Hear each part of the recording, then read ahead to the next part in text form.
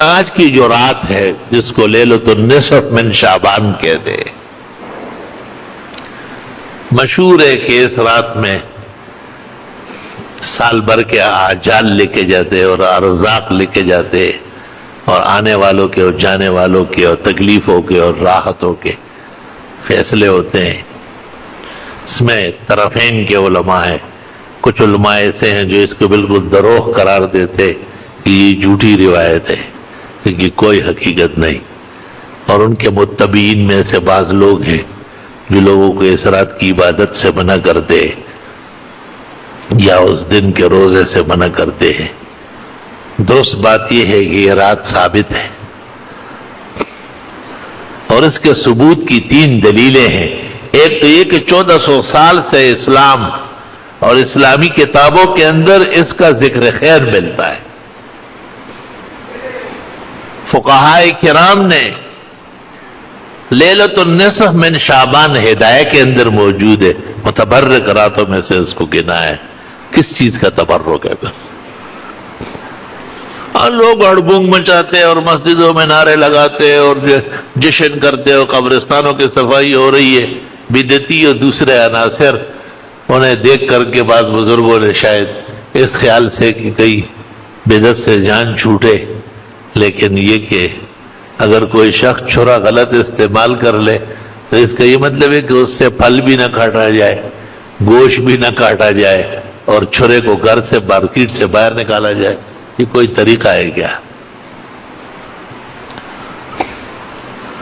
دوسری بات یہ ہے کہ ہمارے ہندوستان کے بڑے علماء میں حضرت مولانا انور شاہ کشمیری دارالعلوم دیوبند کے صدر المدرسین، آیت من آیات اللہ، انہوں نے شرح ترمذی کے اندر لکھا ہے کہ اس رات کی فضیلت میں احادیث آئی ہے، روایات ہے، وَلَهَا فَضْلٌ کبیر، بہت بڑی فضیلت ہے۔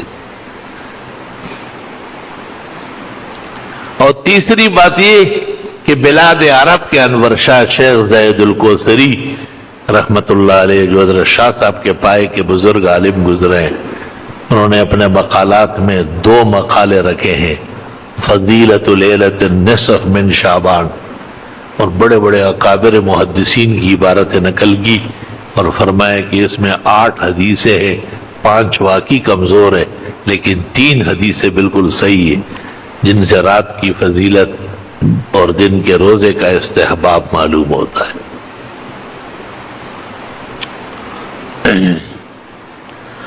یہ بات اس لیے عرض کرتا ہوں کہ بعض روایات میں ہے کہ ایک مسئلہ سیکھنا 100 رکعت نوافل کے برابر ہے، تو مسئلے سیکھو، 100 رکعت تم کب پڑھو گے؟ 2 دن اور بھی آ جاؤ تب بھی نہیں پڑھو گے۔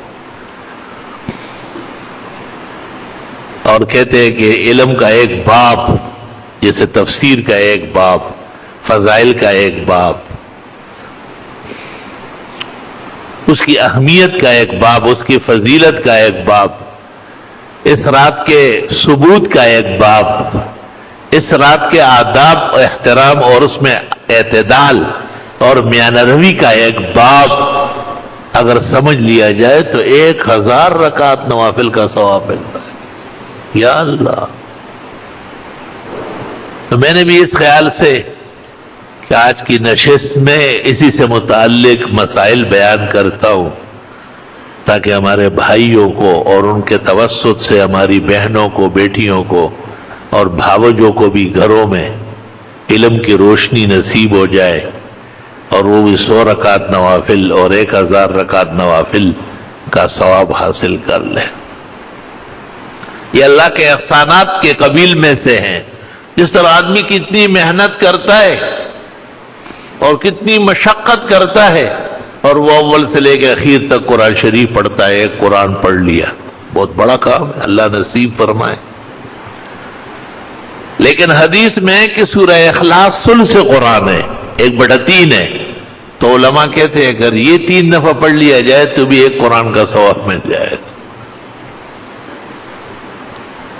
1 لاکھ 1.25 لاکھ سے تو کم خرچہ نہیں ہوتا عمرہ کرنے کا، اور حج کا تو سرکاری اعلان 3.5 لاکھ کا ہوا ہے۔ 1 لاکھ اور 3.5 لاکھ ہم فقیر و عاجزوں کے لیے مہیا کرنا کوئی آسان کام ہے؟ لیکن یہ عجیب بات ہے کہ جب آدمی عمرہ کرتا ہے کتنے جلوے پاتا ہے. عمرے اور حج کی فضیلت کے بیان سے زبان عاجز ہے، انسانی تگدو میں نہیں کہ وہاں کے احوال. بلکہ میں نے کتابوں میں دیکھا ہے کہ اگر کسی کو اتنا تھوڑی دیر نصیب ہوتی ہے کہ کعبہ شریف کے ایک دروازے سے اس کو داخل ہو رہا اور دوسرے گیٹ سے نکلنے کا وقت مل رہا ہے تو بھی انکار نہ کرے. مغفرت کے لیے اور اللہ کی رضا کے لیے یہ تھوڑی دیر بھی کافی ہے. اس پر بھی فخر اور شکر کر رہے ہو کہ ایسا نہ ہو کہ آئندہ یہ بھی نصیب نہ ہو جائے. جیسے علماء نے لکھا ہے کہ اگر کسی کے دن اور اوقات حرمین میں بڑھنے لگے، 10 دن کے لیے گئے تو 12 دن ہو گئے، یہ 15 دن چاہتا تو 17 دن لگ گئے. قبولیت کی علامت. اللہ تعالیٰ نے اس کو مزید مہمان بنایا ہے. مہمان سے جب میزبان خوش ہوتا ہے اس کو روکتا ہے، کہتے ہیں مت جائیے، رہیے ذرا. اور جب مہمان بدتمیزی کرے تو ڈانگ لے کے اس کے نکل جاؤ، آئندہ ادھر کا رخ کیا تو اچھا نہیں ہو. بس تو ایسے لعنتی فرقے ہیں، ایسے گندے لوگ ہیں جو وہاں قدم رکھنے کے قابل نہیں. نہ ان کی امام کعبہ کے پیچھے نماز ہوتی ہے، نہ امام مدینے کے، پھر بھی جو ہے نا ٹھیکیدار دین کے بنے ہوئے. شرم تم کو مگر نہیں آتی.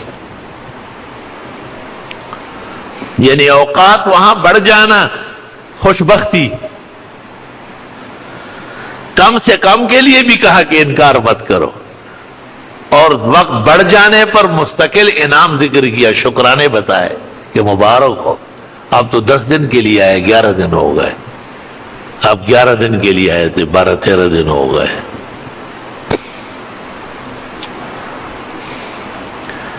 لیکن بہرحال اب سارا جہان ایک جیسے نہیں ہے.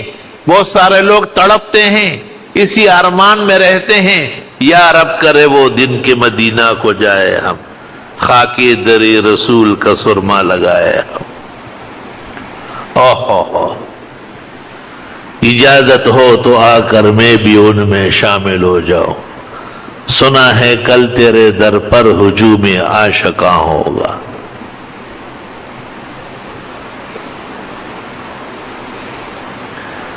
بہت سارے لوگ ایسے ہیں کہ اسی ارمان میں اور طلب میں رہتے ہیں، لیکن اسباب مہیا نہیں ہوتے اور وہاں جانا بظاہر مشکل لگتا ہے. تو حدیث شریف میں ارشاد فرمایا، ترمذی شریف کی روایت ہے، من صلی الفجر بجماعت، جس نے فجر کی نماز جماعت سے پڑھی، ثم جلس وذکر اللہ، پھر بیٹھا رہا اور ذکر کرتا رہا. واضح رہے کہ فجر کے بعد جو درس قرآن ہوتا ہے یا مسائل کا بیان ہوتا ہے یا کہیں کہیں حدیث کا درس ہوتا ہے، یہ انفرادی ذکر سے بوجوہ افضل ہے، زیادہ اونچے درجے کا ہے. حتی اذا طلعت الشمس، یہاں تک کہ جب سورج نکل آیا، قام، اٹھا، فصلی رکعتین، 2 رکعت پڑھی، اشراق کی 2 رکعت پڑھی. فلہو کا حج و عمرہ، اس کو ایک حج اور ایک عمرے کا ثواب ملے گا. اب یہ خیال آتا تھا کہ حج اور عمرے کا ثواب 3.5 لاکھ حج کے ہو گئے، 1.5 لاکھ عمرے کے، 4-5 لاکھ ہو گئے 2 رکعت سے. تو نبی رحمت والے نے کہا تامتن تامتن تام، پورا پورا پورا. آپ کو کیا تعجب ہے، آپ دے رہے ہیں کیا؟ صلی اللہ علیہ وسلم. اللہ، کوئی شک نہیں ہے کہ اس میخانے کا محروم بھی محروم نہیں ہے، اور اس دین کا کمزور سے کمزور مسلمان بھی اللہ کے ہاں ایک نہ ایک دن انشاءاللہ سرخرو ہوگا اور بڑی عزت اور اکرام کا انعام پائے گا.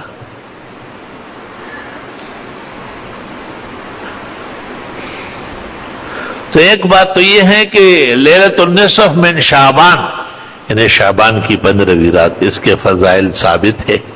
لوگ انفرادی عبادت کر سکتے، بعض جگہ نفلوں کی جماعت ہوتی ہے، خلاف شرع ہے، بعض جگہ صلاۃ التسبیح با جماعت پڑھتے، حرام ناجائز، نفل کی جماعت حرام ہے. فتاوی عالمگیری میں لکھا ہے کہ ایک آدمی پڑھ رہا تھا اور ایک ساتھ کھڑا تھا تو خیر ہے، لیکن دو اور آ گئے تو سلام پھیر دے اور توڑ دے نماز. اور فرمایا کہ اس لیے کہ 3 آدمیوں کی تو پوری جماعت ہوتی ہے، اور یہ باقاعدہ اشتہارات نکالتے ہیں، اخبارات میں اعلانات کرتے ہیں، ہاتھ اٹھائے ہیں مگر لب پر دعا کوئی نہیں، کی عبادت بھی تو وہ جس کی جزا کوئی نہیں. اللہ تعالیٰ بدعات سے اور فسق و فجور سے اور خاص کر عبادت کے رنگ میں محفوظ فرمائیں. یہ جو پٹاخے پھوٹتے ہیں اور ان راتوں کے اندر قسم قسم کی یہ آتش بازی ہوتی ہے، شاید آپ نے اس پر غور نہیں کیا ہے، یہ ہندوؤں کا رسم ہے.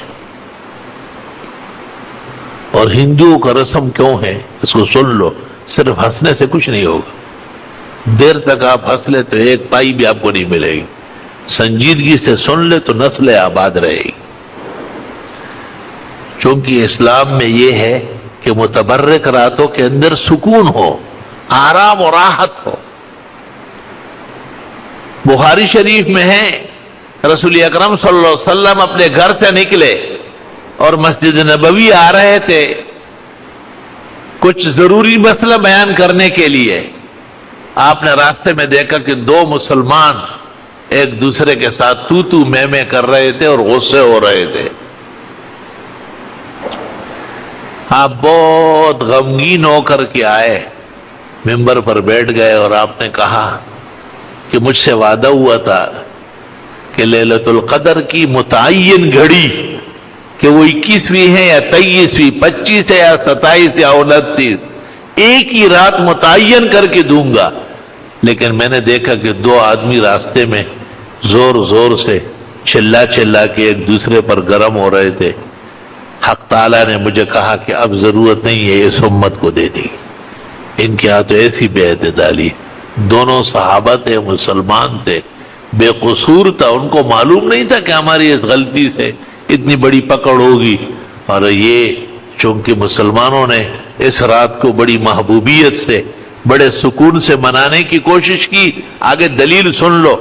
دوسری دلیل یہ کہ ہماری فقہ میں ہے کہ متبرک راتیں مسجد میں منانا مکروہ ہے، اجتماع کرنا مسجدوں میں کراہت سے خالی نہیں ہے. نور الاضاء فقہ کی پہلی کتاب ہے، اس کی عبارت سن لو. وَيُكْرَهُ إِحْيَاءُ اللَّيَالِيَ الْمُتَبَرِّكَةِ وَاجْتِمَاعُهَا فِي الْمَسَاجِدِ. متبرک راتوں کے لیے اکٹھے ہونا اور ساری رات مسجدوں میں جاگنا یہ مکروہ ہے، کیونکہ اس میں بھی ہڑبونگ پیدا ہوتی ہے، اس میں بھی بدنظمی ہوتی ہے. وہاں ایک لیٹا ہوا ہے، ادھر ایک پڑا ہوا ہے. چونکہ مسلمانوں کے ہاں متبرک راتوں کے اندر بڑا سکون، بڑی راحت اور بڑا وقار کے ساتھ راتیں منائی جاتی تھی. اس واسطے ہندوؤں نے پٹاخے پھوٹنا اور شرشریاں چھوڑنا اور آگ برسانا شروع کیا تاکہ ان کی راتوں کی فضیلتیں ختم ہو جائے. ملک آزاد ہو گیا لیکن نظریہ آزاد نہیں ہوا. جتے دیکھو تھی ہوتی انکل ہوتی، جہاں تھے وہی چلتا ہے. ہمارے مسلمان بھائی غلطی سے کر رہے ہیں، نہ وہ ہندو ہے، وہ ہندوؤں پہ لعنت بیچتے ہیں، لیکن انہیں سمجھانے کی ضرورت ہے. حدیث شریف میں لوگ زبردست سونے کے اور یاقوت و مرجان کے کان ہیں، معدنیات کے خزانے ہیں، کاش کہ ان کو دین سمجھا دیا جائے. اس لیے فرمایا کہ ایک مسئلہ سیکھنا 100 رکعت نوافل کے برابر ہے، اور علم کا ایک باب پڑھنا 1000 رکعت نوافل سے افضل ہے. بہت سارے لوگ کہتے ہیں کہ جی گھروں میں اتنا ماحول مہیا نہیں ہے، تو گھر تو آپ کا ہے، گھر میں تو آپ اور آپ کے بال بچے رہتے ہیں. اپنے گھر میں جیسے آپ نے ٹی وی کی جگہ بنائی ہے، اس طرح آپ نماز کی جگہ بنا لیں اور وہاں گھر کی بیویاں نماز پڑھے، چھوٹے بچے قرآن شریف وہیں پڑھے. اس کا یہ فائدہ ہے کہ پیشاب کرنے والے بچے وہاں نہیں پہنچیں گے، تو تختہ پوش رکھ لے، पुराने जमाने में चबूतरा बनता था जिसको सोफा कहते हैं, पैगंबर की मस्जिद के साथ भी एक ऊंची जगह बनी थी उसको सोफा, जिसको उर्दू के अंदर चबूतरा कहते हैं और पश्तो में दुनगाचा कहते हैं, ताकि घर की मुर्गियां वहां जाके बीट न करे, छोटे बच्चे रेंगते वहां जाके पेशाब न करे, तो घर के अंदर इबादत की जगह तो होना चाहिए। कुरान करीम सूरत यूनुस में है कि हजरत मूसा अलैहिस्सलाम ने फिरौन के मुकाबले में बनी इसराइल को कहा था कि अपने घरों के अंदर नमाज की जगह बना लो।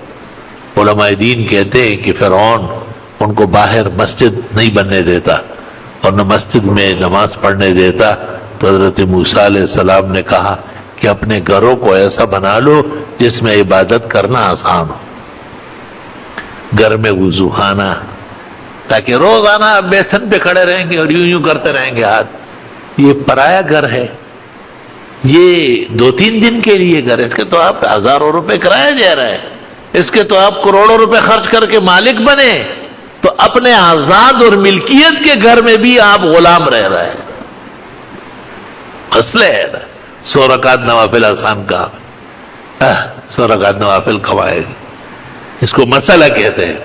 आप खुद बना रहे हैं, अल्लाह तौफीक दे, अपने घर अल्लाह सबको नसीब करे।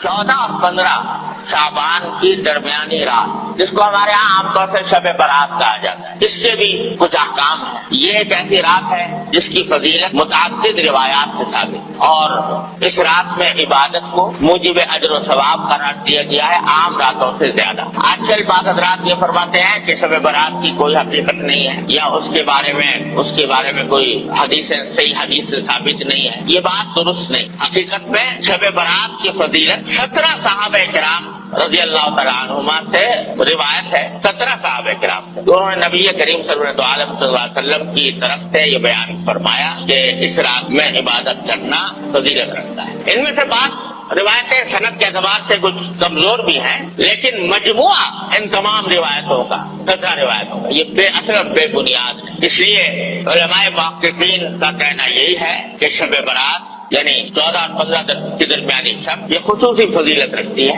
और इसमें इबादत का एहतमाम करना, नमाजों वगैरह का, नफली नमाजों का, ये मुसलमानों को उसका एहतमाम करना चाहिए। और उसमें बाद रिवायतों से मालूम होता है कि अल्लाह तबारक व तआला का मुनादी इस रात में आवाज लगाता है कि अला हल मिन मुस्तगफिरिन फअगफिर लहु, सुनो क्या कोई है जो अपने गुनाहों की मग़फ़िरत मांगने वाला हो और मैं उसकी मग़फ़िरत करूं। हल मिन मुब्तलन फअआफिया, है कोई मुब्तलाए मुसीबत, मुश्किलों में मुब्तला, जिसकी मुसीबत को मैं आफियत से तब्दील करूं। ये सारी रात अल्लाह तबारक व तआला की तरफ से ऐलान होता है। लिहाजा इस रात में जागना और इबादत करना ये आम रातों से ज्यादा फजीलत का सबब है। दुआएं करना बशर्ते के वो इबादत उसी तरह की जाए जिस तरह जनाब नबी करीम सरवर दो आलम सल्लल्लाहु अलैहि वसल्लम ने फरमाई, उसमें भी अपनी तरफ से कोई इजाफा न हो।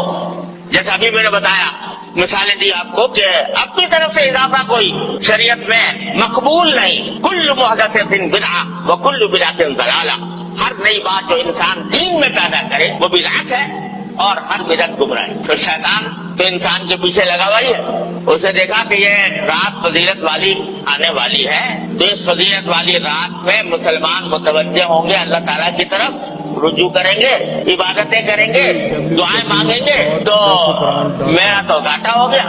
लिहाजा उसने ऐसे ऐसे तरीके इजाद करवा दिए कि लोग जो है इबादत से हटकर उन तरीकों में लग जाएं और उनकी वजह से इस रात से जो फायदा उठाया जा सकता था वो ना उठाता। क्या तरीके कर लिए कि भाई नमाज पढ़ो या ना पढ़ो, शब बारात का हलवा जरूर पकाओ, वो नमाज पढ़ो या ना पढ़ो, इबादत करो या ना करो, लेकिन हलवा पकाना जरूरी। फर्ज अगर कोई न पकाए तो काबिल मलामत ले भाई, इसके घर तो शब बारात का हलवा भी नहीं पकता, ये बड़ा वहाबी है, ये जो है ऐसा कंजूस है, बखील है कि इसके घर में हलवा ही नहीं पकता। अब कोई खुदा का बंदा पूछे कि भाई हलवे का कहीं जिक्र कुरान में, हदीस में, साहबे किराम के तामुल में कहीं है कि भाई शब बारात के दिन हलवा पकना चाहिए? ना कुरान में अल्लाह ताला ने फरमाया, نہ نبی کریم صلی اللہ علیہ وسلم نے ارشاد فرمایا، نہ صحابہ کرام کے عمل میں کہیں اس کا کوئی دور دور کوئی نشان نظر آتا ہے، مگر یہ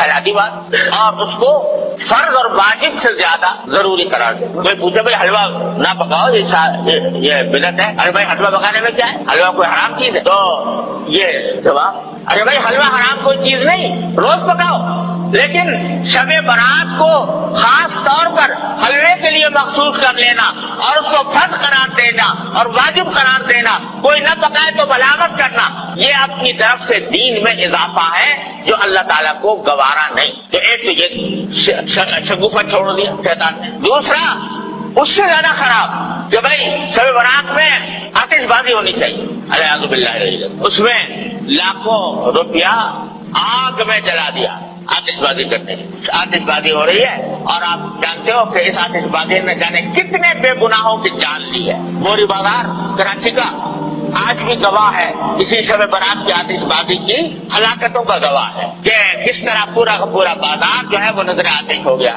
جل کر ختم ہو گیا۔ اب پھر بھی وہ بات ہے کہ نہ قرآن میں، نہ حدیث میں، نہ صحابہ کرام کے تعامل میں، نہ بزرگان دین کی وصیتوں میں کہیں بھی نہیں اپنی طرف سے شب برات کے ساتھ آتش بازی کا شگوفہ چھوڑ یہ شیطان۔ حلوہ پکانا تو چلو بھائی عام دنوں میں جائز تھا، حلال تھا، یہ آتش بازی جو ہے تو عام دنوں میں بھی اس طرح آتش بازی کرنا کہ جس میں پیسے کا ضیاع ہو، جس میں جانے ضائع ہونے کا اندیشہ ہو، یہ تو عام دنوں بھی حرام ہے۔ تو اس مبارک رات میں جس میں اللہ تعالیٰ گناہوں سے مغفرت مانگنے کو فرما رہے ہیں، جس میں دعائیں مانگنے کو فرما رہے ہیں، اس میں یہ کام کرنا تو اتنی بڑی بری بات ہے، یہ چھوڑ دیں۔ تیسرا یہ کہ بھائی یہ راتیں جو ہوتی ہیں جس میں جاگنے کا حکم دیا گیا ہے عبادتوں کا، اس کا اصل طریقہ یہ ہے کہ آدمی براہ راست اپنے پروردگار کے ساتھ رابطہ اور رشتہ قائم کرے، تنہائی میں، خلوت میں اللہ تبارک و تعالیٰ کی بارگاہ میں حاضر ہو، وہ ہو اور اس کا اللہ ہو، اور وہ اس میں عبادت بھی کرے، سجدے بھی کرے، دعائیں بھی مانگے، تلاوت بھی کرے۔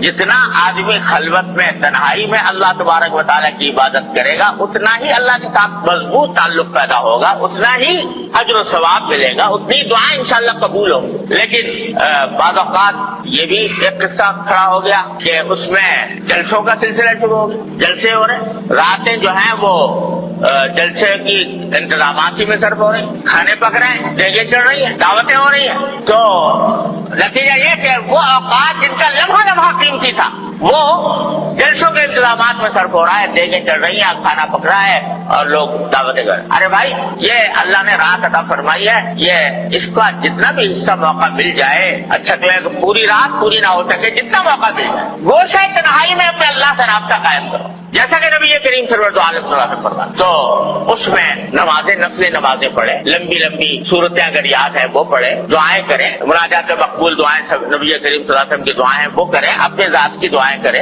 آج پوری امت مسلمہ ایک عظیم آزمائش میں مبتلا ہے اور ہمارا ملک خاص طور پر گھرا ہوا ہے، تمام چاروں طرف سے خطرات اور فتنوں میں گھرا ہوا ہے، اس کے لیے دعا کریں اور اللہ تبارک و تعالیٰ سے مانگیں۔ اس کام میں اس رات کو صرف کرنا چاہیے، اللہ تعالیٰ اپنے فضل و کرم سے ہم سب کو اس کی توفیق عطا فرمائے۔ اور بھائی اس کے بعد اگلے دن جو ہے یعنی 15 شعبان، اس کے روزے کے بارے میں کوئی حدیث صحیح نہیں۔ یہ جو مشہور ہے کہ اس رات کا، اس دن کا روزہ رکھنا جو ہے وہ خاص طور پر اس دن کا روزہ، اس کے لیے جو حدیث آئی ہے وہ بہت کمزور، ضعیف ہے، قابل اعتبار نہیں۔ البتہ ابھی بات کر چکا ہوں کہ شعبان کے سارے ہی مہینے میں آپ روزے رکھا کرتے تھے، سارے مہینے کے اکثر ایام میں روزے رکھا کرتے تھے، لہٰذا وہ فضیلت جس طرح آج کے دن کو حاصل ہے اسی طرح کل کے دن کو بھی حاصل ہے، پرسوں کو بھی حاصل ہے، ترسوں کو بھی حاصل ہے، اور دنوں میں نہیں رکھ سکے اس دن رکھ لو۔ لیکن خاص طور سے 15 شعبان کے روزے کی نیت تو کچھ زیادہ فضیلت سمجھ کر روزہ رکھنا مناسب نہیں، لیکن سارے شعبان میں جب بھی موقع مل جائے رکھ دیا جائے۔ اس طرح اس شب برات کو،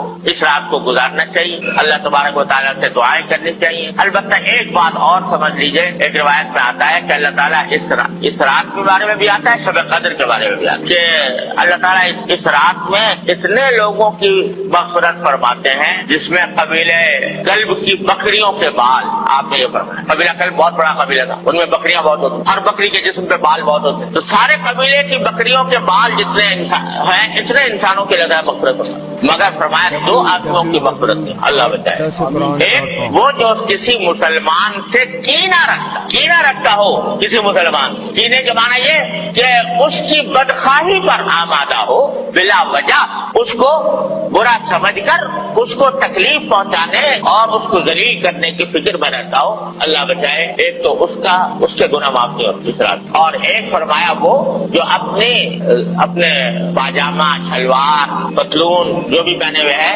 اس کو ٹخنوں سے نیچے لٹکائے، اللہ بچائے، تو اس کے بارے میں بھی حدیث میں آتا ہے۔ لہذا اس کا اہتمام کرنا چاہیے، ہمیشہ ہی کرنا چاہیے کہ اللہ تعالیٰ کسی مسلمان کے خلاف دل میں کینہ رکھنے سے محفوظ رکھے۔ یہ چیز جو ہے اتنا بڑا گناہ ہے کہ اس رات میں بھی معاف۔ اسی طرح یہ بھائی آج کل بہت ابتلا ہے اس میں ٹخنوں سے نیچے لٹکانے کا، اللہ تعالیٰ ہر مسلمان کی حفاظت فرمائے۔ یہ حدیث میں فرمایا کہ یہ اصل میں تکبر کی علامت ہے، اور تکبر ایسی چیز ہے جو اللہ تبارک و تعالیٰ تکبر کو کسی قیمت پر برداشت نہیں کرتا۔ فرمایا الکبریاء ردائی فمن نازعتہ قسمت او کما قال صلی اللہ علیہ وسلم، کہ بڑائی تو میری صفت ہے، میری چادر ہے، جو کوئی مجھ سے اس میں جھگڑنا چاہے گا اس کی گردن توڑ دو۔ تو تکبر بہت خراب، اور یہ تکبر کے علاوہ اس واسطے اس سے حضور نے منع بھی فرمایا، اور اس جگہ پر خاص طور سے اس کا ذکر فرمایا۔ اس کا بھی بھائی ہر مسلمان، کیا اس میں فائدہ ہے کہ آدمی لٹکا لے، ٹخنوں کے لیے چلا جائے گا تو کیا فائدہ حاصل ہو جائے گا، کون سی دولت مل جائے گی، کون سی لذت حاصل ہو جائے گی، لیکن نبی کریم صلی اللہ علیہ وسلم کے حکم کی مخالفت ہوگی، اتنی بڑی وعید کا سامنا کرنا ہوگا۔ ہاں بھائی یہ بات بھی رہ گئی کہ شب برات میں قبرستان جانے کا مسئلہ۔ ایک مرتبہ ایک روایت میں آتا ہے کہ ساری حیات طیبہ میں رسول کریم صلی اللہ علیہ وسلم ایک روایت میں ہے، وہ سند سے زیادہ مضبوط بھی نہیں ہے، لیکن بہرحال اس میں آتا ہے کہ آپ جنت البقیع تشریف لے گئے اور وہاں پر دعائیں فرمائیں، قبلہ روح ہو کر دعائیں فرمائیں، لیکن یہ ساری زندگی میں ایک ہی مرتبہ یہ واقعہ ہے، آگے پیچھے ہر سال جانے کا کوئی معمول نہیں تھا۔ لہٰذا اگر کوئی شخص جائے اس نیت سے کہ ایک مرتبہ حضور تشریف لے گا میں بھی چلا جاتا ہوں تو کوئی حرج نہیں، لیکن اس کو ایک مستقل سنت قرار دینا کہ ہر سال جانا ضروری ہے، یہ سمجھنا درست نہیں۔ اس طرح اگر کوئی شخص اگر جا کر اپنے مردوں کے حق میں دعائیں کرے، اپنے حق میں دعائیں کرے تو اس میں کوئی مذائقہ بھی نہیں، نہ موم بتی نہ اگربتی، ایمان کا نور چاہیے، موم بتیوں اگربتیوں کا نور۔ اللہ تبارک و تعالیٰ اپنے فضل و کرم سے، اپنی رحمت سے ہمیں اس راہ سے صحیح فائدہ اٹھانے کی توفیق عطا فرمائے، اور اس میں اللہ تعالیٰ کی رحمتیں اور برکتیں جمع کرنے کی توفیق عطا فرمائے، اور اپنے غضب اور اپنی ناراضی کے اسباب سے ہماری